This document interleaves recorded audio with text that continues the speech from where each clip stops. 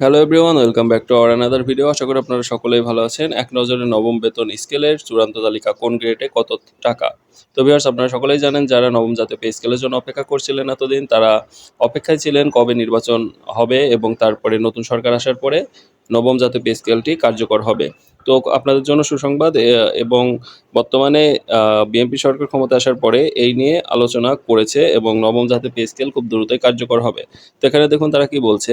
নবম বেতন স্কেল নিয়ে সরকারি চাকরিজীবীদের জন্য দীর্ঘ প্রতীক্ষিত বেতন ভাতা নবম জাতীয় পে স্কেল ১০০ থেকে ১৪০% বৃদ্ধি সুপারিশ করেছে নবম জাতীয় পে বেতন কমিশন।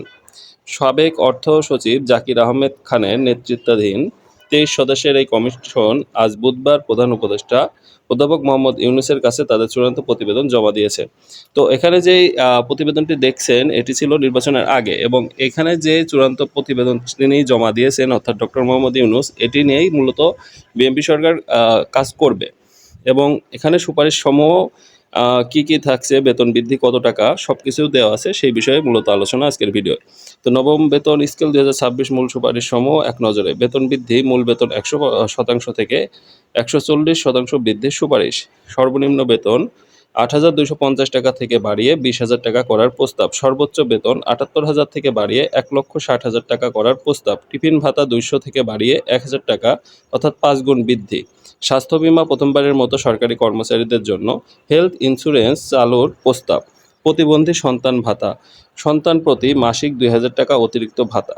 বেতন বৈষম্য, সর্বনিম্ন সর্বোচ্চ বেতনের অনুপাত কমিয়ে ১:৮ নির্ধারণ।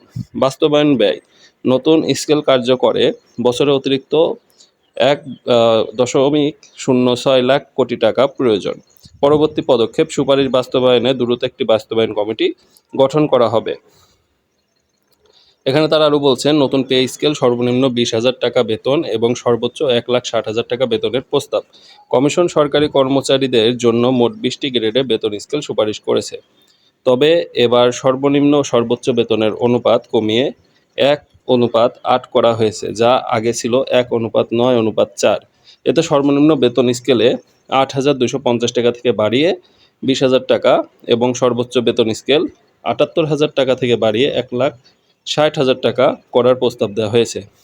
কমিশন প্রধান জানান, এই প্রস্তাবগুলো বাস্তবায়ন করতে হলে ১,৬০,০০০ কোটি টাকা প্রয়োজন। বর্তমানে ১৪ লাখ সরকারি কর্মচারী এবং ৯ লাখ পেনশনভোগীর জন্য সরকারের ব্যয় হচ্ছে ১,৩১,০০০ কোটি টাকা। পে স্কেল ১২ বছর পর নতুন বেতন কাঠামো বাস্তবায়ন।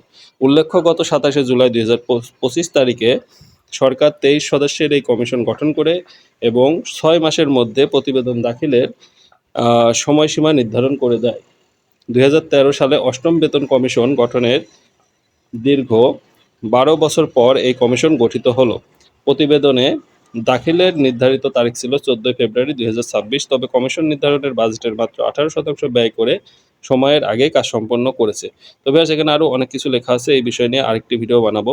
এবং এখানে মূলত আজকে যে ভিডিওটি ছিল সেই ভিডিওতে নবম বেতন স্কেল ২০২৬-এর মূল সুপারিশ সমূহ এক নজরে কী কী ছিল, কত টাকা বৃদ্ধি করা হয়েছে, আগের বেতন কত ছিল, কত % বৃদ্ধি করা হবে অর্থাৎ এই সুপারিশ করার পরে নতুন বেতন কমিশনে, এই নিয়ে মূলত আজকের এই ভিডিওটি। তো নবম জাতীয় পে স্কেলের নিত্য নতুন ভিডিও সবার আগে পেতে অবশ্যই আমাদের চ্যানেলটি সাবস্ক্রাইব করবেন এবং ভিডিওটি যদি ভালো লেগে থাকে ভিডিওতে লাইক করবেন, কারণ আমরা প্রতিনিয়ত নবম জাতীয় পে স্কেল এবং সরকারি চাকরির সকল খবরাখবর সবার আগেই এই ভিডিওতে আমাদের চ্যানেলে দিয়ে থাকি।